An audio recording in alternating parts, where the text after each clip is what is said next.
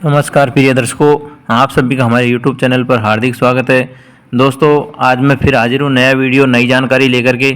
इस वीडियो में आप देखेंगे कि मोर और मोरनी की उत्पत्ति कैसे हुई, और इस वीडियो में आप यह भी जानेंगे कि जब जब भी काली घटाएं होती है, आंधी तूफान आता है, तो मोर और मोरनी एकत्र होकर के सब कैका कैका की आवाज़ में क्यों चिल्लाते हैं।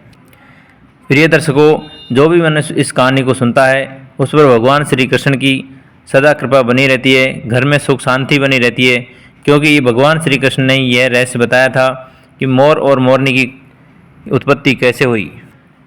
प्रिय दर्शकों, यह कहानी सुनने से आपके सभी के घर में शांति बनी रहेगी, यश वैभव बना रहेगा। यह एक पौराणिक कथा है जो कि धार्मिक ग्रंथों में वर्णित है।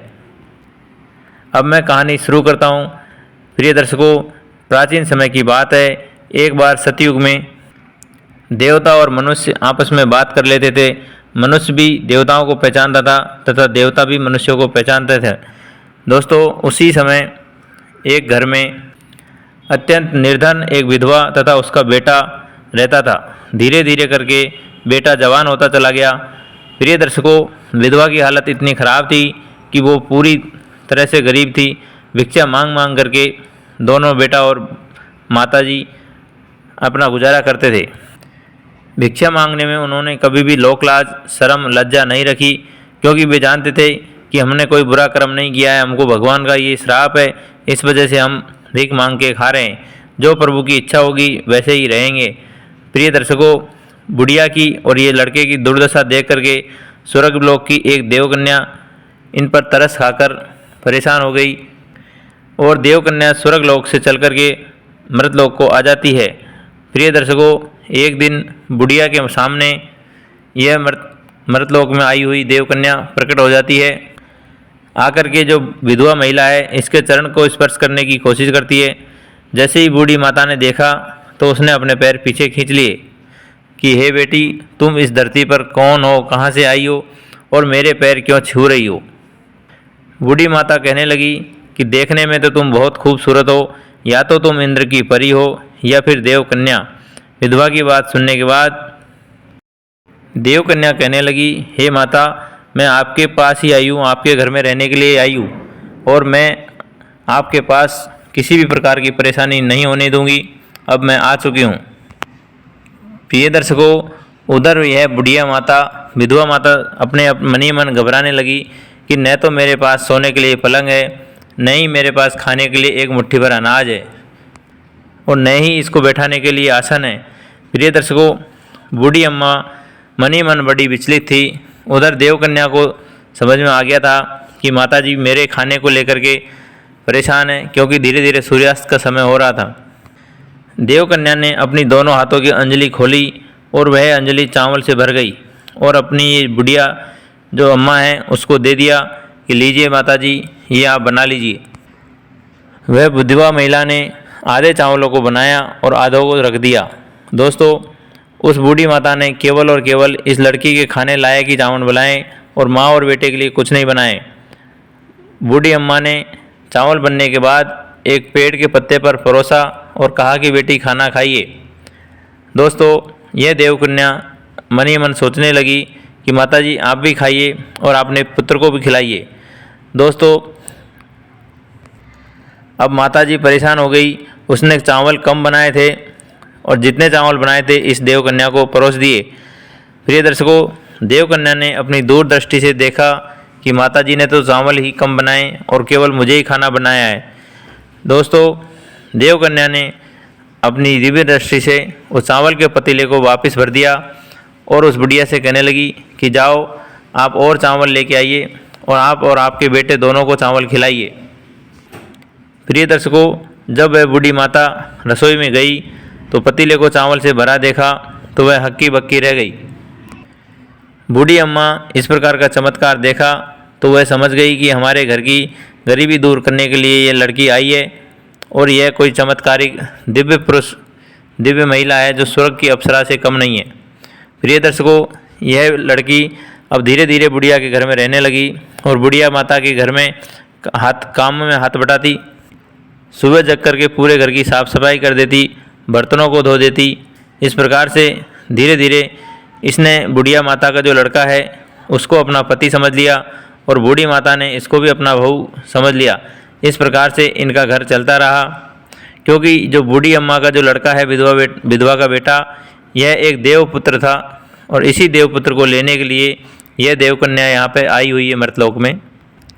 प्रिय दर्शकों, भगवान श्री कृष्ण आगे बताते हैं कि एक दिन पूरे गांव वाले बड़े तालाब में मछली पकड़ने के लिए जाते हैं। बूढ़ी अम्मा तथा उसका लड़का भी मछली पकड़ने जाते हैं। साथ में ये विधवा महिला अपनी बहू से, जो एक देवकन्या है, उससे कहा कि मेरे धूप में सुखाए हुए कपड़े को मत छूना, चाहे कुछ भी हो जाए। प्रिय दर्शकों, देखते ही देखते पूरा गांव तालाब में उतर गया और सब अपनी अपनी सामर्थ्य के अनुसार मछली पकड़ रहे थे। धीरे धीरे भगवान की कृपा होती है कि चारों तरफ अंधकार छा जाता है और बहुत तेज़ हवा चलती है, क्योंकि दोस्तों यहाँ पर जो ये विधवा का लड़का है यह एक देवपुत्र है और यह किसी दंड की वजह से धरती पर मर्तलोक में आया हुआ था, लेकिन वापस जाने का ये सपना भूल गया और उसी के प्रभाव को दूर करने के लिए आज वायु देवता ने अपना तीव्र रूप दिखाया है और इसको कुछ याद दिलाने के लिए तथा वापस स्वर्गलोक में ले जाने के लिए ये सारा घटनाक्रम रचा गया है। उधर घर पर जो लड़की थी वह अकेली है और देखती है कि बहुत तेज़ आंधी तूफान आया जा रहा है, बरसात आई जा रही है। तो ये बूढ़ी अम्मा के मैं कपड़े जो बाहर रखे हैं धूप में सूख रहे हैं, मैं इनको अंदर ले लेती हूँ। वैसे तो उसको याद था कि मेरी सास ने, बूढ़ी अम्मा ने मना किया था कि मेरे कपड़ों को हाथ मत लगाना, लेकिन दूसरी तरफ वह ये भी सोचती है कि यदि मेरे रहते ये कपड़े भीग जाते हैं तो मेरा यहाँ रहने से फ़ायदा क्या। उधर वायु देवता अलग अलग रूप धारण करके लोगों को परेशान किए जा रहा था और बहुत तेज़ हवाएं, आंधी, तूफान चलाया जा रहा था। सभी लोग जो मछली पकड़ने गए थे अपनी अपनी पोटलियों को बांध करके इधर उधर दौड़ लगा रहे थे। उधर जैसे ही इस बूढ़ी अम्मा के कपड़ों को इस लड़की ने हाथ लगाया और घर में लेकर के जा ही रही थी, तब तक तो वायु देवता ने इतना प्रकोप दिखाया कि वह लड़की कपड़ों के साथ तथा उस बूढ़ी अम्मा का घर सभी तहस नहस हो गया और ये लड़की उड़ करके हवा में बहुत दूर, बहुत तेज़, जब बहुत दूर जंगल में जाके गिर जाती है। प्रिय दर्शकों, अब देखते ही देखते काले बादल छट जाते हैं और यह लड़की एक मोरनी के रूप में परिवर्तित हो जाती है। अब यह मोरनी जंगल में अकेली है और एक पेड़ के ऊपर चढ़ जाती है। जंगल में कैका कैका की आवाज़ लगा करके वह अपने पति, जो कि वह देवपुत्र था, तथा अपनी सास, वो जो विधवा महिला थी, इनको कैका कैका की आवाज़ करके ढूंढ रही है, अर्थात पुकार रही है। जब यह लड़की मोरनी बन गई, अब कैका कैका की आवाज़ करके अपनी सास को ढूंढ रही है, तो वह विधवा उस लड़की को, अर्थात उस मोरनी को पहचान जाती है और उस मोरनी से कहती है कि मेरी चेतावनी के बाद तुमने मेरे वचन को पालन नहीं किया, मेरे वचन को भंग कर दिया।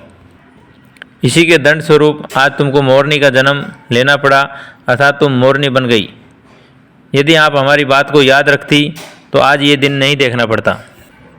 इधर ये बूढ़ी अम्मा मोरनी से कहती है कि यदि तुम्हें हमारी याद आए तो गांव में आ जाया करो। प्रिय दर्शकों, भगवान श्री कृष्ण आगे कहते हैं कि वायु देवता ने खूब प्रयास करके देख लिया, लेकिन जो बुढ़िया का जो देवपुत्र बना हुआ लड़का है वह वापिस स्वर्गलोक को जाने की जिद नहीं कर रहा, अर्थात यह जो देवपुत्र है वापिस स्वर्ग में नहीं जा रहा है। प्रिय दर्शकों, अब वायु देवता क्रोधित हो जाते हैं और ये जो लड़का है इसको श्राप दे देते हैं कि जा तू मोर बन जा। प्रिय दर्शकों, इस प्रकार से वह जो लड़का था, देवपुत्र था, वह अब वायु देवता के श्राप की वजह से मोर में बदल जाता है। उधर मोरनी कैका कैका की आवाज़ करके अपने पति अर्थात उस लड़के को ढूंढती है जो देवपुत्र था। प्रिय दर्शकों, आपने देखा होगा जब कभी आंधी घटा छाती है, बहुत तेज़ हवा आती है, तो ये मोर लोग जो भी होते हैं इकट्ठा हो जाते हैं मैदान में और पहाड़ों से निकल करके ढलान में आ जाते हैं और एक दूसरे को कैका कैका की आवाज़ करके संबोधित करते हैं। प्रिय दर्शकों, यह थी आज की भगवान श्री कृष्ण के द्वारा बताई गई मोर और मोरनी की उत्पत्ति की कहानी।